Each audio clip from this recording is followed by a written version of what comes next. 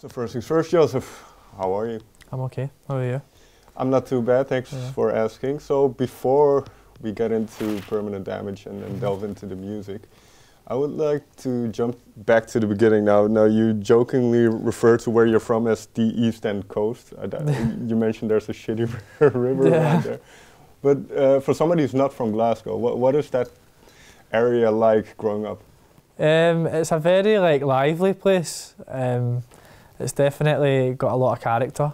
I think people back in the day would describe it as quite a violent place, but I think it's definitely there's a massive sense of community and stuff there, and it's definitely changed over the past 10-15 years. So it's a different place to where I grew up now. It just looks it's a way more calm. Everybody's a bit nicer to each other, which is nice. But I love Glasgow. It's probably one of my favourite places. Yeah. What is the music? Are there many musicians from that area? The scene is big, man. There's a big, massive art scene. Obviously, historically, Glasgow's always had the whole Charles Rennie Mackintosh thing. The influence it's felt still to this day. I'm trying to think of Glasgow artists. Just Scottish artists, obviously Lewis Capaldi, Jerry Cinnamon as well. He's doing amazing, obviously. The scene's booming, man. It always has been. There's an amazing jazz scene as well, and bands like Corto Alto and stuff like that. Really good. Yeah, and then another, I think, somebody you've been inspired by is Douglas Stewart, an author who kind of writes about the area and things. So, what made you get into music? Were you influenced by musicians, authors, any kind of art? Or what got you into it? I mean, basically, I wasn't doing anything else. I wasn't doing anything else. I've said it before, but I went to an open mic night with my mate, who's now my manager, and I sang a song at the open mic night. I was fucked. I was off my face, and he basically from that night on, he kind of just saw something in me that I didn't really see in myself. I sang all the time and stuff in my house and stuff, but I was never actively trying to be a musician. And he kind of just grabbed me and was just let's try and do something with this. And for then I just started working on my writing and my production and singing more often, and it just kind of snowballed from there. But it's interesting because initially you didn't see yourself as such. So when did it drop for you? When did the realization drop for you? Well, I can actually do this if I want to. Probably when I started writing songs and stuff and that, and I got into it, and I was like, oh, actually, I'm quite good at this. I wrote a lot of shit songs, and then eventually I got to my first EP.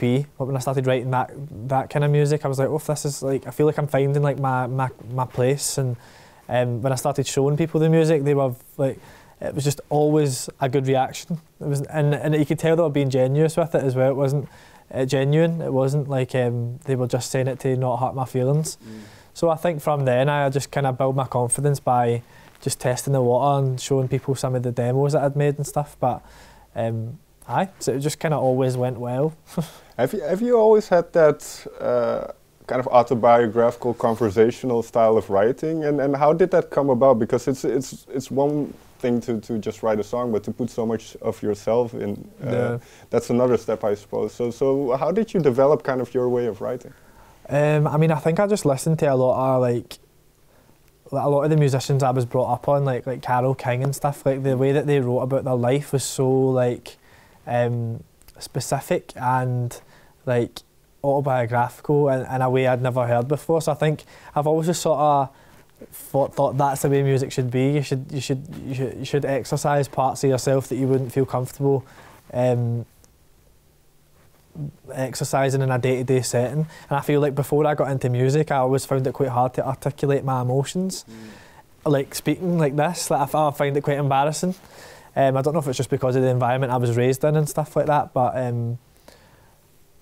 music sort of allowed me to have that kind of conversation with myself by setting it to music and romanticising it and making it sound good. So it's kind of an outlet that I'd never had. So it was just kind of the only way forward for me, kind of thing. Well, you raise an interesting point, which is, I suppose, that for a lot of men growing up in certain areas, there's not a lot of opportunity to explore those thoughts and emotions and then kind of share them with people. And I did read a book about Glasgow, I think it was called Poverty Safari, which talks about the poverty and kind of the situations. And I can imagine those aren't the best situations to be vulnerable in. Yeah. So what kind of pulled you over the edge and to go for it in a way? What kind of gave rise to because I think it's very brave in a way to do that, or to have the confidence to kind of share those thoughts. I think my mum raised me in a way to be like, you don't want to be like that. Like, you need to tell me how you're feeling. Like, and as you said before, I feel like when you're in an environment when like poverty is a very like, it's like a presence in the house. Nobody's got time for how you're feeling. You just have to get through the day, sort of thing. So I think my mum just always sort of raised me like, doesn't matter what's going on, man, you need to tell me how you're feeling and be honest with me and stuff like that. But I found that difficult for a long time, but then as I got older I became more comfortable with it. But I don't know, I think my music is sort of the antithesis of how I was raised, or like or the environment I was raised in. Like, it's quite gentle and it's honest, and it's been quite direct with my emotions. And I think being a guy, I wasn't always able to do that in that kind of hyper masculine space. So I don't know. But it's cool that you talk about your mother, because that support is evident even if you put on the record, because her voice is even on it. So when you kind of decided to go for music, and I can imagine, coming from where you're from, not a lot of people pursue music in the fashion that you have. What was the reaction from people around you?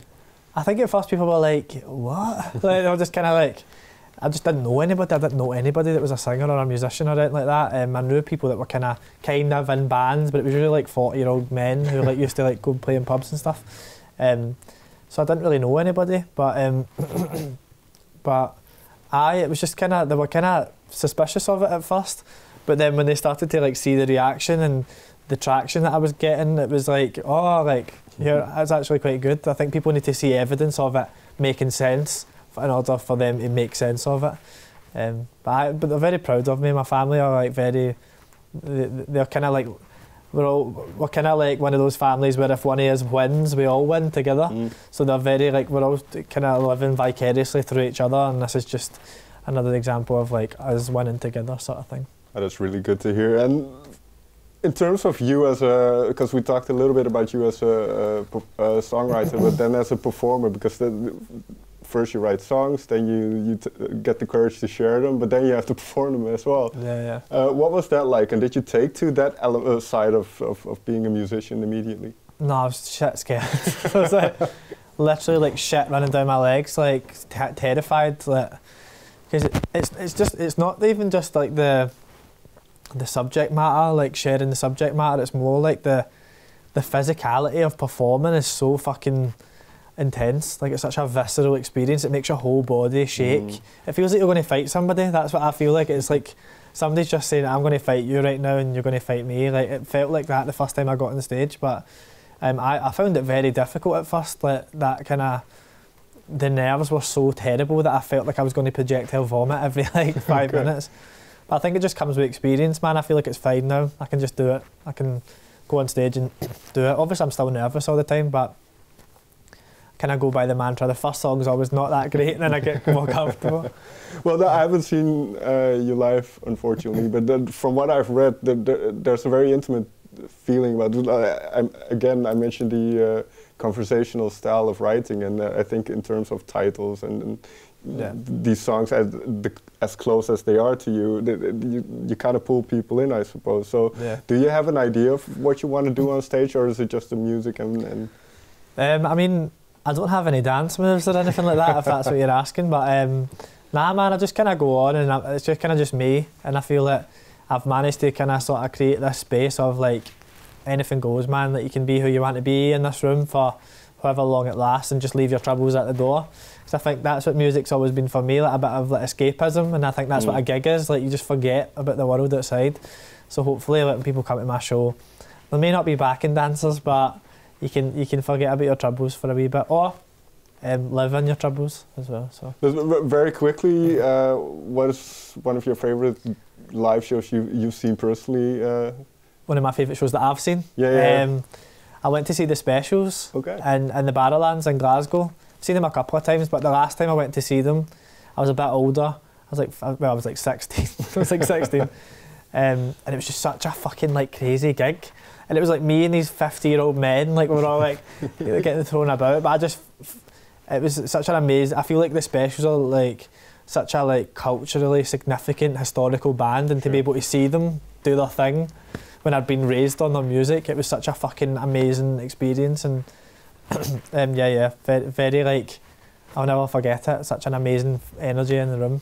Because I can imagine an evening like that sticks with you in terms of sharing this moment with a bunch of people, and then once you are on the other side of it as an artist, I suppose you want to create something similar to get that feeling and connection with people. Yeah. And then you do that through the music, obviously. So let's jump into Permanent Damage. How do you see this collection of songs? Is it kind of a certain time period? Because I heard you say, well, you don't kind of recognize, or you're not the same person as you were when you wrote this album. So how do you look back at that time period?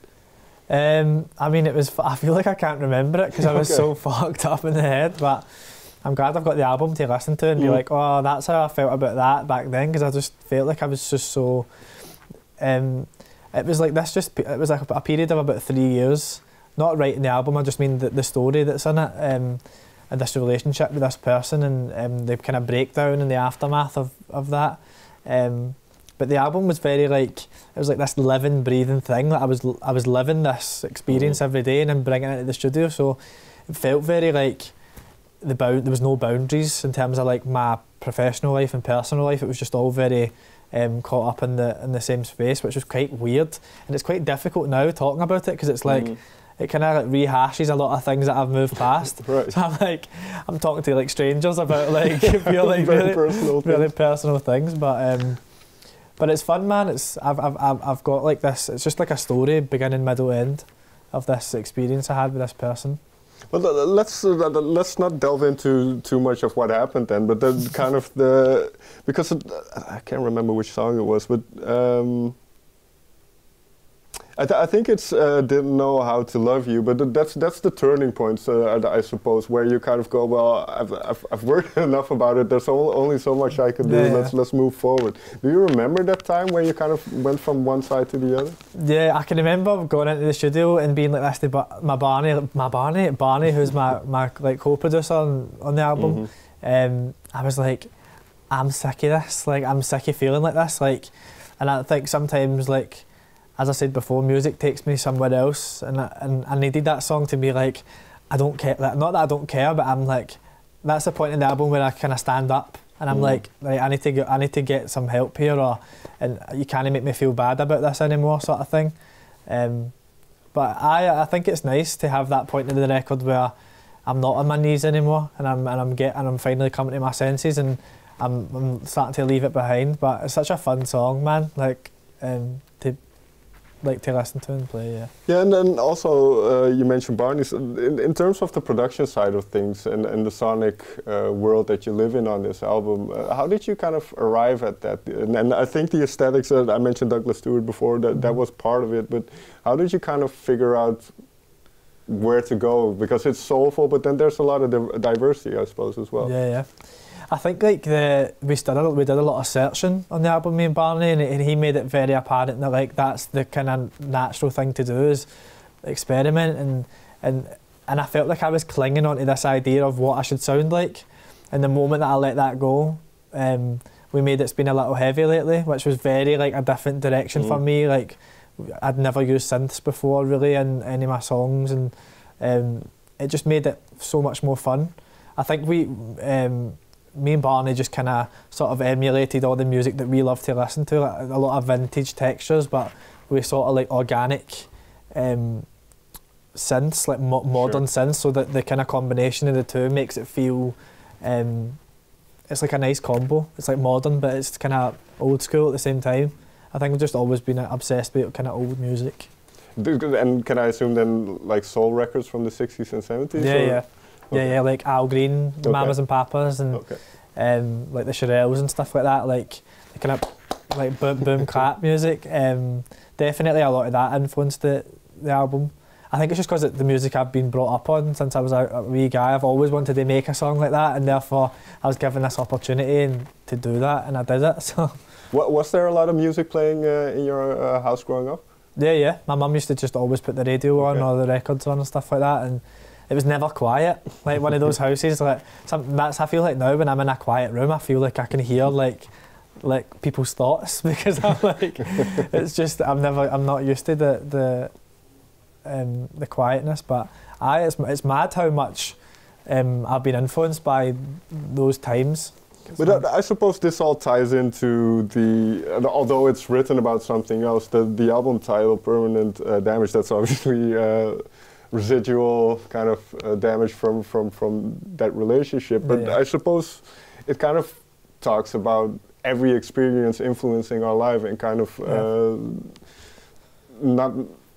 always having an impact, even subconsciously, and you don't know why yet. So in terms of that then, how do you move forward in terms of songwriting? Because you write a lot about your experiences. Are there any things that are off limits? Are there new areas because you mentioned you're not the same person as you were back then? So where's that creativity going now? In what direction? I think, obviously my life informs my creativity. I think I'm definitely influenced by the more kind of tumultuous times in my life. So I feel like if I'm, it's quite a cliche, but if I'm like content and happy, I've not really got anything to write about, nor do I feel the need to. Because as I said before, I feel like that's kind of like my outlet to make sense of stuff when I don't really know what the fuck's going on. But when I feel like I'm clued up, I don't really feel like writing a song. But I don't know, man. I don't know where I go for here. I'm quite happy right now, so you might never get an album from me ever again. But is there the danger then, and maybe this is a silly question, but is there the danger then that you're in a way are going to look for trouble? I mean, trouble finds me regardless. Like I'll be okay, I think. I don't know, man. I think I'm maybe doing myself a disservice to totally rely on the bad times in order to make something that matters. Because I don't think music necessarily has to be upsetting for it to matter or mean something. So I think I've definitely got an album of like a bit more like hopeful